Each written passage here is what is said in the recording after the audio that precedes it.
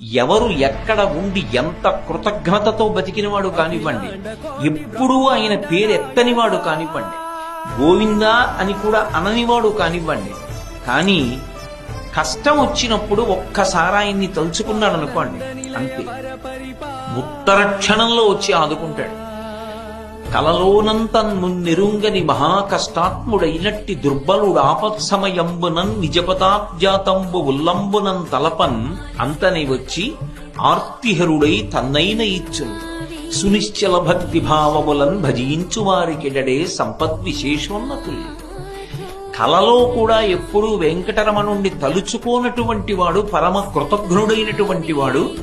ఆపత్కాలంలో ఏదైనా పెద్ద కష్టం వచ్చి మీద పడిపోయి తన దగ్గర ఉన్నటువంటి ఉపకరణముల చేత, తన బుద్ధి చేత తాను తప్పించుకోవడం సాధ్యం కాదు అన్న విషయాన్ని బుద్ధి చేత రూఢం చేసుకుని,